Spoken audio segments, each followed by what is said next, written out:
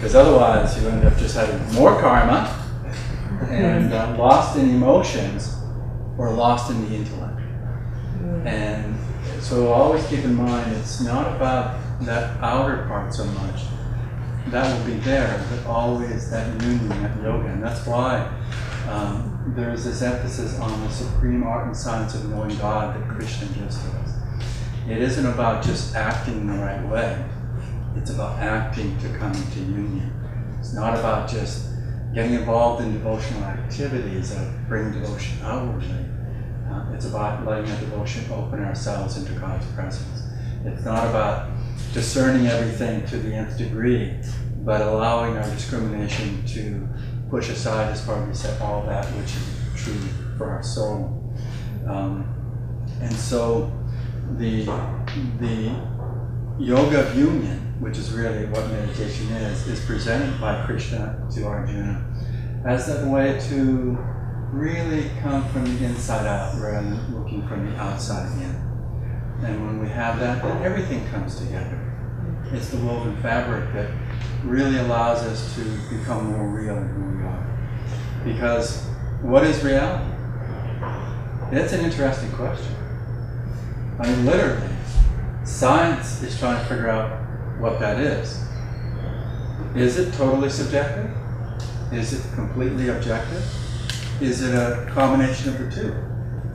Well, for scientists, in studying even the atomic structure, the molecular structure, that they found the moment there's a scientist involved, it changes what's going on. So, but doesn't science say reality is objective? But no, it isn't. They're really finding it isn't. And so with meditation, for instance, we've all heard, I grew up, when I started meditating at 18, a lot of people said to me, well, you're just escaping from reality. It's actually the opposite. It's the only way you enter into reality. Without meditation, it's very difficult to have reality as your experience. Years ago, I remember on National Public Radio, I listened to a Good Friday segment. Good Friday, Science Friday. It's Good Friday. Science Friday, which is still on the air Friday mornings on NPR. And the interview with the scientist had just begun, but he was talking when I started listening to the interview that he said that in terms of the sense of taste, which is one of the most dramatic experiences of what we call the world, it's very direct, that he said what they've done in research and really looking at this over years is that by the second, surely by the third time that someone eats a food either that they really like or they don't really like, they're doing it by memory. They're not there. It's a vicarious experience. Vicarious means in association with, but it's not direct. That's a puzzling idea, isn't it? But we think, oh no, I really like pizza. I mean, each time I eat it, I really, really like pizza. But what's really overriding that is the association, not the direct experience. Isn't that a fascinating thing? Guess what? With meditation, you actually can be there each time with that experience directly. Now that's amazing. So really what that is describing is that without meditation, what is it that we're experiencing? It's an association of what appears out there. It's the magic shadow show that's out there. You know, like a film, as Yogananda always conveyed, the idea that you're intensely involved in the drama or the emotions or the romance or the danger, the elevation of energy in a movie, and you're just tied in, and in those days before digital, you'd see the streaming light come down, and he'd point up and say, remember, it's just the light coming through the images that produces that effect.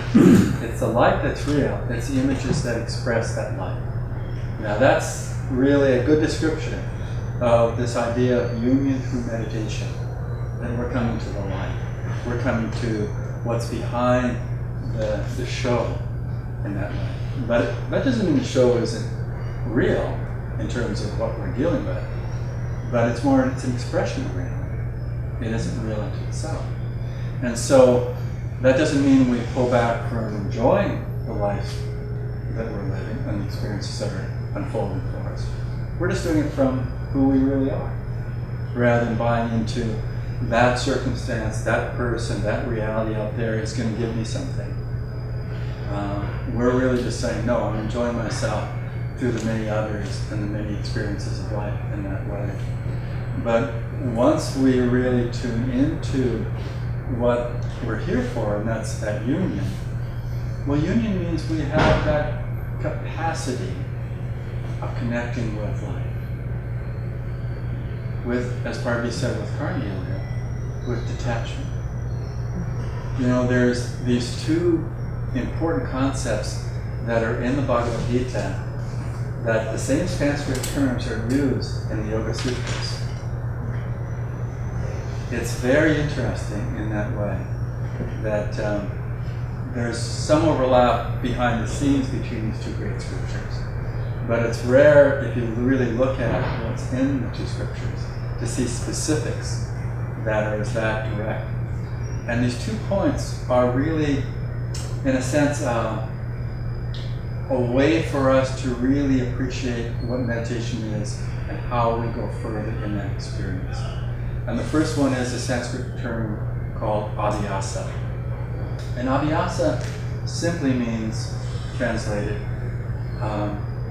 continuous devoted practice, or persistent devoted practice. Interesting. That what it's pointing out is a number of things in a very simple word. And it's almost like a teaching that would have its own scripture, some of these concepts. But that devoted, persistent practice. Persistent meaning that it's not something that comes and goes in our minds. It's really there as an ongoing, daily rejuvenation. It's the refreshment of who we are. Just like on a day when it's hot,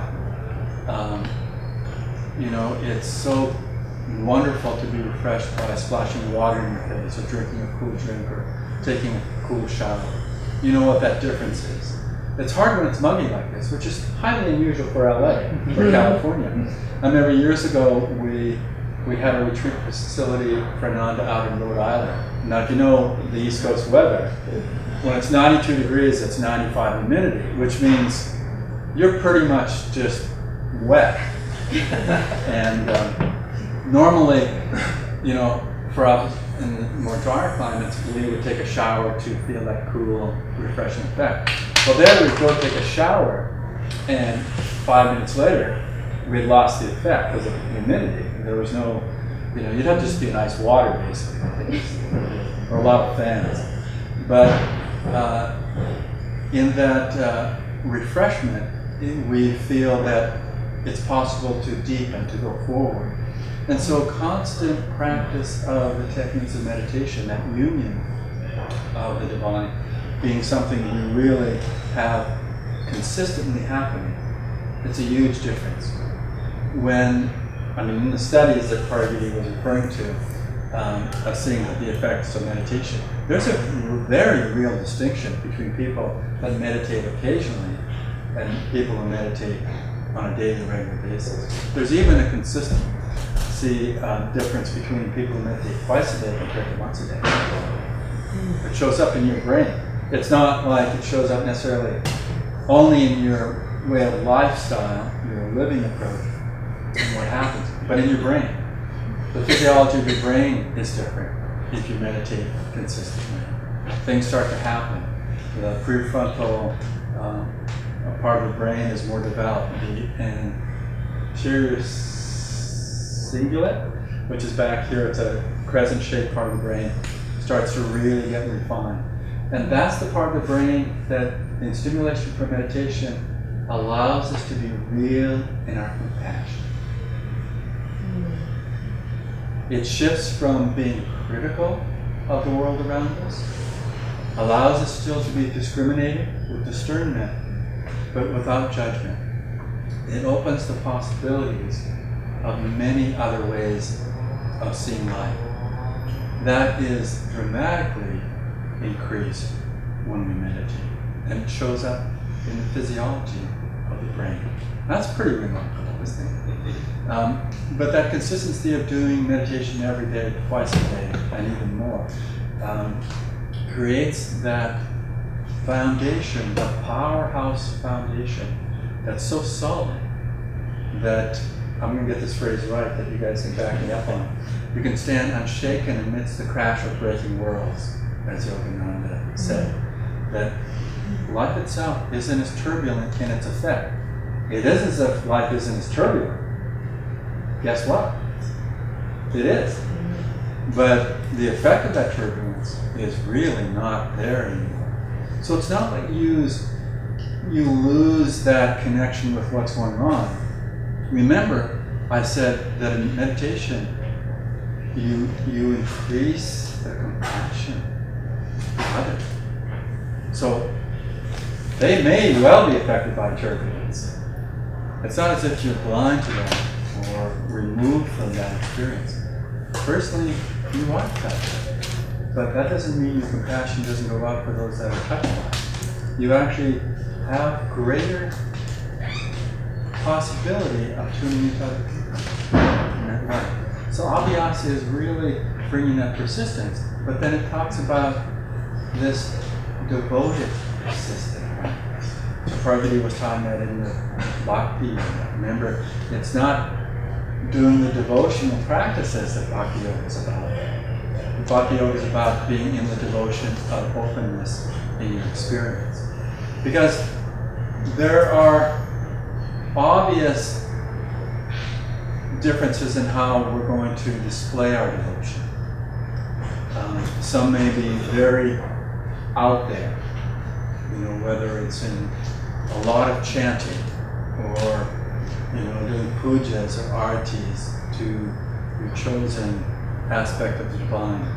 That may be there for some people, and it's just powerful as a heart-opening experience. For other people, you may never know that they're deep in devotion. They're in that stillness within. Their heart is so alive that it would feel to them that the display of it would be bringing it down from that high level. And so you see, as you deepen this experience of union through meditation, the way that healing prayers happen start to take a subtle shift. At first we're more engaged with, I'm really praying for this person, and we really hope that they overcome this challenge in their life. But as you go into the depth of a more devoted practice and you open up to Bhakti at its real source, your awareness is much more about tuning into God's will for that person. Because you realize you do not want to filter God's grace from that person's karma. Interesting. You want to be the pure instrument for that grace to flow without any filter to that person. Because who knows what karma is going to be there, that test that a person is going through, whether it's a physical or emotional or mental or whatever test, could be their very lifeline to grow spiritually. That could be the boon of this lifetime, that they have that test. What we want to do is make sure with our devotion we're not attached to the outcome, but we're more pure as a conduit to focus like a magnifying lens the power of that light, so that it will burn up whatever obstacles are there for the person to realize their growth in that experience. But that's an interesting shift, isn't it? But we may not know that in looking at a person or connecting with a person, that's how deep their devotion is in bhakti. So that devoted, persistent practice, devotion that really is coming from who we are, as Parvati reference to, how we can grow in that experience. So abhyasa is that devoted, continuous, or persistent practice. So it also means that in meditation, we want to be alive in the experience. That's what devoted means. You know, when you just think of normal activities, you really are devoting your energy to taking your kids to soccer practice. That's the word. You're devoted to taking care of your kids. Well, that means you're giving more wholeheartedly to that experience. And when we come to more subtle parts of our lives like meditation, we are going to really open up more if we have that sense of refreshed devotion, that we're not doing it through habit or I should be. Every once in a while, the should is a good thing. Every once in a while. Mm-hmm. If you use I should be doing this frequently, you will rebel from your ego. There is a guarantee that will happen. You want to shift out of that sense of I should be doing something into I get to do this. I remember years ago when we were directing a non to Portland that I was going to go off and take a week of seclusion, and actually it was up at a Cistercian monastery, Trappist monastery, Cistercians, and it was going to be in silence, and I was going to have long hours of meditation each day. And but I was teaching this meditation program on the weekend, and then or on Friday night and Saturday, much like today. And then a party was going to drive me to this place outside of Portland, to this monastery to take seclusion. And I was really looking forward to it. It had been a very busy time, and I was just really wanting to spend time in meditation. And it was an intense workshop, and I'd been busy the week before, but I just felt physically really pooped and exhausted at the end of the Saturday workshop. Hopefully I won't feel that today. But, and then we went off, and I arrived at the place, and Parvati left me there, and I had my things, and I settled in. And it was in the evening, and I just felt like going to sleep. And I thought, well, I haven't meditated yet, this evening. And it was just excruciatingly difficult to be there and feeling this resistance to meditation and realizing that, no, this is part of my life. And so I sat there and did the best I can, did a short 30-minute meditation, and then just conked out. And I slept for 12 hours. Now, I'm not sure about you, but I don't sleep 12 hours. I think it was the first time since I was a teenager that I had done that, and I haven't done it since. But and here it was, I was thinking this is going to be a deep meditative experience, and suddenly I'm wiped out by resistance and sleep. But guess what? I woke up, and it was like 9 o'clock in the morning. Usually I get up at 5 or 5:30. I woke up with the thought, I get to meditate more. I get to meditate more. It was just so, it was like going to Disneyland as a kid. I get to do this. This is great. And the week turned out that way. It was that experience that was really just saturating every part of the day. I mean, even when I went for walks, it was the deepest experience I had up until then of doing meditative walks, just being out in nature and just soaking it up in that way. But that's that part of devoted practice that's explained in Abhyasa in the Bhagavad Gita, to really be the experience rather than doing the experience. That's an interesting one to keep in mind, that we're talking about being the heart of the experience rather than doing the experience. But there are times we need to prime the pump and do the experience just to get moving and get us in that active mode, as Parvati referred to. The other important emphasis, both in the Bhagavad Gita and Yoga Sutras, is this word vairagya, and it means non-attachment. Now, if you've studied the sutras, the yamas and niyamas are the qualities that we engage in, and they represent the first two chakras. But in the fifth of the yamas, which are the qualities described with a non preceding the word, often the fifth yama, which is a parigraha, is described as non-attachment. That really isn't the concept for that part of it. It's more non-avarice or non-greed, which is slightly different than non-attachment. Vairagya means non-attachment, and it has a deeper, more fuller expression of what that means. But the idea of not being attached is really critical for us as Parvati, also, in Karma Yoga and Nishkam Karma. But this thing of detaching ourselves from the, I really want to have this experience in meditation. They promised me I'd have peace. They said it. Look at the literature. They actually said you would have calmness and peace if you meditated. Where is it? Come on. The moment we can release that grasping kind of being out there approach, we have peace. Because remember, peace is already ours. Calmness is already ours. Joy is ours. That unconditional love is ours. They're not something we're attaining, we're achieving. We're coming back to our own experience of that. So this idea of approaching meditation in that depth of that experience without attachment is very, very critical to making it real. Because one of the things that starts to happen is that we really feel more and more that in meditation we're there. We're just opening up more. If you start meditation without a sense of peace or calmness, it's very, very difficult to have peace and calmness.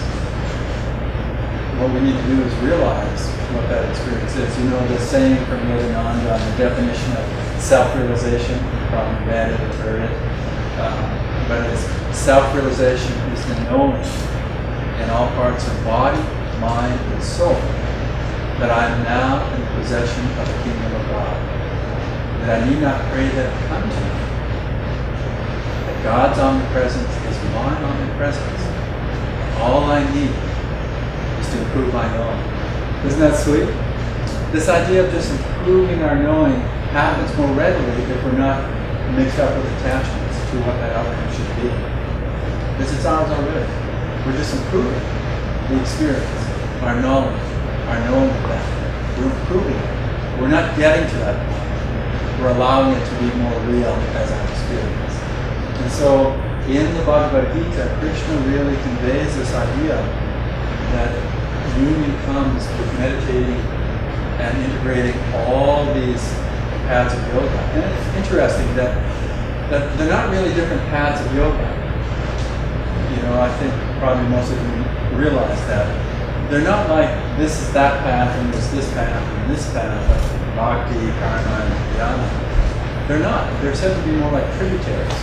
The stream of yoga is really Raja Yoga, which means that integrated whole royal yoga. And in that, these other tributaries are going to be flowing into that. So it may be that each of us has a different way that those tributaries are formulating in us. One may have a major tributary if they're really tuned into karma yoga or one of the other yogas. But all of them are not separate. You cannot develop one to its perfection without perfecting all of them. Because there's yoga. It's not just karma. It's not just jnana. It's not just bhakti. It's not even just meditation. Because meditation is not the goal. It's the way that we uncover ourselves to that experience. And when we emphasize it in that appropriate way, Krishna is saying, then the possibilities can really happen for us. And towards the end of the Bhagavad Gita, Krishna talks about that all of this is given to you, my devotee.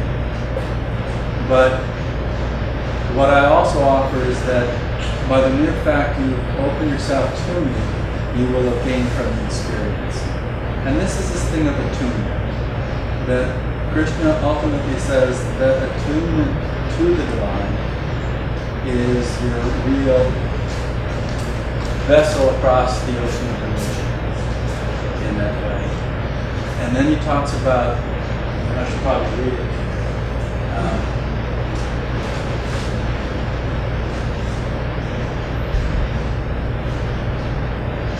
If I don't read it to you, I'll make it up.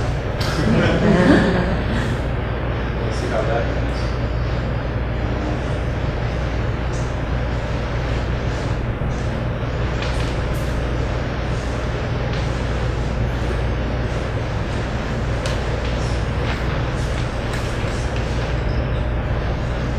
So he says, Krishna says, in this path of yoga, there is no danger of unfinished business. That's interesting. There's no danger of unfinished business, meaning that no effort is going to be wasted. Even a little practice of this inward religion will free one from dire fears and colossal sufferings. And even the worst of sinners, using the raft of this union, safely crosses the ocean of delusion. So he's saying that, because sometimes we feel, gosh, I'm doing my best with meditation, but I don't seem to be getting anywhere. Is it really having an effect? And Krishna is giving us the comfort, the support, saying, yes, it is going to be there. Because it's like watching your hair grow, or in my case, my beard is growing. I usually don't have it this long, but you don't really notice it unless you see it in the mirror, your hair growing. It just happened. And so we're thinking, well, why isn't it happening from yesterday to today? Well, we're not going to be that subtle in our interpretation. Well, meditation is even more subtle than that. Remember, the conscious mind is poorly adapted to understand consciousness.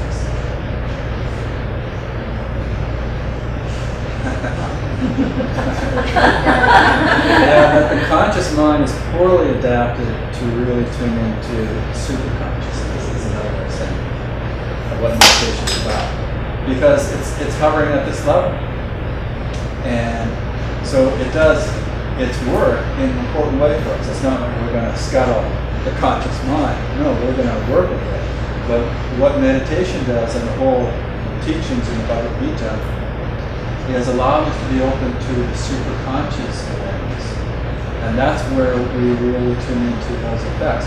So over time, you will be aware that changes have happened with meditation, perhaps in a very short time, depending on what's happening for you.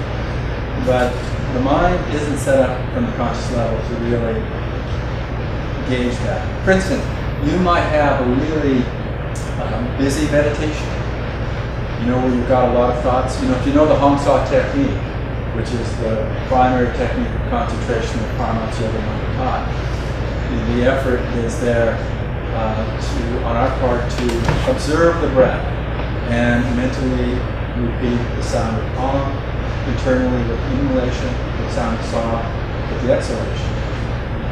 And we're there offering our some experience, but there are times when you have a meditation, if you think about it, you're tuning into Hong Sa and you're stop. Oh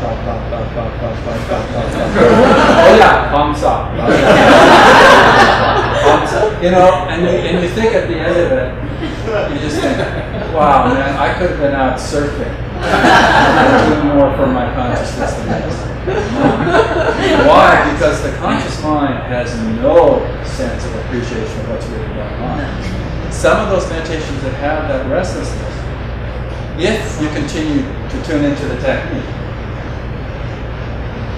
that you're releasing that karma. You're actually overcoming the thought process if you're always coming back. The trick is people give up. But the moment you come back, even after that 1,000 thoughts, you are victorious in your meditative practice. You have to know that as a truth. The power of that understanding will give you a lot more momentum, believe me. But know that meditation in the offering creates a very real experience. And just because you don't get the experience in the way you thought it should be in that moment or in that meditation, don't give up. Because it's those times when you really can feel a depth, because it's in the offering rather than in the doing. I just wanted to say one thing. I've had that experience where in meditation you'll think, well, that was the world's worst meditation, but somehow you come out of it feeling better. There's something happening there. I remember the first 8-hour Christmas meditation, which is a thing we do that Yogananda started in 1931. It was usually on December 23rd or the closest Saturday to that date. And I've done a few up in Canada where I live by myself, and they were kind of real interesting. But the first one I had in a real group situation around the village, I had damaged one of my knees. I mean, I grew up playing ice hockey, so I'd always been aware of I'd torn my meniscus in both knees around my sports activities. But in the fall of that year in 1981, I really tore it more. I could hear it like that, and so my pain was painful, and I always sit on the floor. Actually, this is the longest meditation in the chair I've done probably since then, 1981. I rarely sit in a chair for anything over 5-10 minutes. And that was the case then. And so I had to sit in a chair. And Swami Kriyananda was leading the 8-hour meditation. And it was very difficult to surpass the physical discomfort and pain in my knee. And also because I wasn't used to sitting in a chair, that alone was also an obstacle. And at the end of it, I just sort of felt, as it was coming to closure, I was feeling like, well, I survived. Literally, it was like, okay, I didn't fall asleep. I didn't yell out in pain in the middle of this group meditation. So I survived. And at the end, Swami Kriyananda chanted, joy, joy, joy, joy, ever new joy, joy. And it was just like everything got lifted up. And I just felt it. And really, to tell you the truth, since then, so it was 1981, so a few years have passed, that it was probably the most lasting experience from the 8-hour meditation. It lasted months, the effect of that. More than the times when I've had a really deep meditation or associated with deep. It's just interesting. It's like there was a grace because my offering was empowering that connection with the experience. And so, again, trust that the offering and just being there is a big part of what's going to happen in that union that Krishna talks about in knowing the divine and the divine. And then Krishna talks about also that he says whenever virtue, which is dharma, declines, and vice, which is a dharma, not dharma, is in the ascendant, I incarnate myself on earth as an avatar, appearing from age to age in visible form. I come to let go of delusion and reestablish virtue. So this is a very powerful part that Krishna brings to light. I mean, remember, the whole story in a way is one of guru-disciple relationship. Arjuna being willing to tune into his guru and really open up to that experience. Now, there are parts in the Bhagavad Gita where Arjuna has a hard time. There's a part where he realizes Krishna, being the Lord, is infinite. And he pleads, he begs Krishna, please show me who you really are behind this form that you've come to me. And Krishna does it. Well, Arjuna, at the end of having all these experiences of the infinite with Krishna, says, please, Lord, can I have you as you were before? Can I move forward in my life with you being a part of me rather than this infinite expression? And it's the sweetness that's played there just to draw us into the understanding that we are who we are in this incarnation. And relating to the divine as the infinite is not where we're really at. We need to have some means, not emotional connection, but devotional connection. You know, the difference is with the heart chakra, which is represented by Bhima, one of the 5 brothers, Arjuna's one of his brothers. That the energy there, and Bhima goes through this challenge. If you read the Mahabharata, which is what the Gita comes from, you realize Bhima has this challenge as a character that's played out in the epic, where he wavers between the aspiring, uplifting, devotional energy and that downward pulling emotional energy. And you see that in him, in the character.